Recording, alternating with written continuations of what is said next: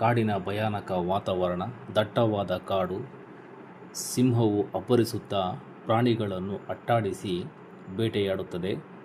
ಪ್ರಾಣಿಗಳು ಭಯದಿಂದ ದಿಕ್ಕಾಪಾಲಾಗಿ ಓಡುತ್ತಿವೆ. ಸಿಂಹದ ಗರ್ಜನೆಯು, ನಾನೇ ಈ ಕಾಡಿನ ರಾಜ, ನನ್ನ ಹಸಿವಿಗೆ ಎಲ್ಲರೂ ಬಲಿಯಾಗಲೇಬೇಕು. ಪ್ರಾಣಿಗಳ ಸಭೆ ಮತ್ತು ಒಪ್ಪಂದ ಕರೆದವು.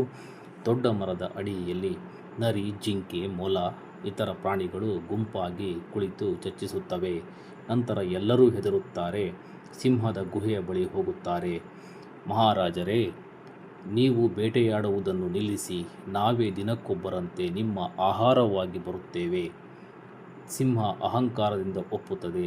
ಮೊಲದ ಸರದಿ ಮತ್ತು ಯೋಜನೆ ಮಾಡಿಕೊಂಡಿತು. ಕಾಡಿನ ಹಾದಿ. ಇಂದು ಪುಟ್ಟ ಮೊಲದ ಸರದಿ. ಅದು ಸಾವಿಗೆ ಹೆದರದೆ ದಾರಿಯುದ್ದಕ್ಕೂ ನಿಧಾನವಾಗಿ ನಡೆಯುತ್ತಾ ಸಿಂಹವನ್ನು ಹೇಗೆ ಸೋಲಿಸಬೇಕೆಂದು ಗಂಭೀರವಾಗಿ ಯೋಚಿಸುತ್ತದೆ. ಆಗ ಅದಕ್ಕೆ ಹಳೆಯ ಬಾವಿಯೊಂದು ಕಾಣಿಸುತ್ತದೆ. ಮೊಲದ ಮನದಾಳ, ಬಲದಿಂದ ಸಿಂಹವನ್ನು ಗೆಲ್ಲಲಾಗದು, ಬುದ್ಧಿಯಿಂದ ಮಾತ್ರ ಸಿಂಹವನ್ನು ಗೆಲ್ಲಲು ಸಾಧ್ಯ ಎಂಬ ಅರಿವು ಮೊಲಕ್ಕೆ ಇರುತ್ತದೆ. ಕೋಪಗೊಂಡ ಸಿಂಹ ಮತ್ತು ಚತುರ ಮೊಲ. ಸಿಂಹದ ಗುಹೆಯ ಮುಂಭಾಗ.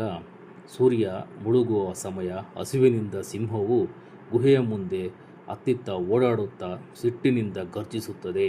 ಅಷ್ಟರಲ್ಲಿ ಮೊಲವು ನಿಧಾನವಾಗಿ ಅಲ್ಲಿಗೆ ಬರುತ್ತದೆ. ಸಿಂಹ ಕೇಳುತ್ತದೆ, ಇಷ್ಟು ತಡವಾಗಿ ಬಂದಿದ್ದೀಯಾ? ನಿನ್ನನ್ನು ತಿಂದರೆ ನನ್ನ ಹಸಿವು ತೀರುವುದೇ?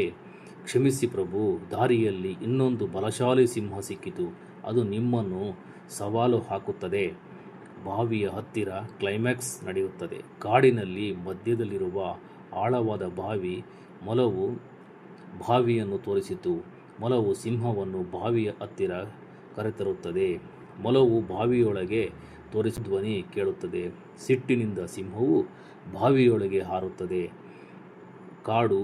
ಸಿಂಹವು ನೀರಿನಲ್ಲಿ ಮುಳುಗುತ್ತದೆ. ಮೊಲವು ಓಡುತ್ತಾ ಹೋಗಿ ಎಲ್ಲ ಪ್ರಾಣಿಗಳಿಗೆ ಶುಭಸುದ್ದಿ ತರುತ್ತದೆ. ಎಲ್ಲ ಪ್ರಾಣಿಗಳು ಮೊಲವನ್ನು ಎತ್ತಿಕೊಂಡು ಕುಣಿಯುತ್ತವೆ. ಕಾಡಿನಲ್ಲಿ ಮತ್ತೆ ಶಾಂತಿ, ಸುಖ, ನೆಮ್ಮದಿ ಬೆಳೆಯುತ್ತದೆ. ಇದೇ ರೀತಿ ನಮ್ಮ ಚಾನಲ್ನ ಸಬ್ಸ್ಕ್ರೈಬ್ ಮಾಡಿ ನೋಡ್ತಾ ಇರಿ. Thank you.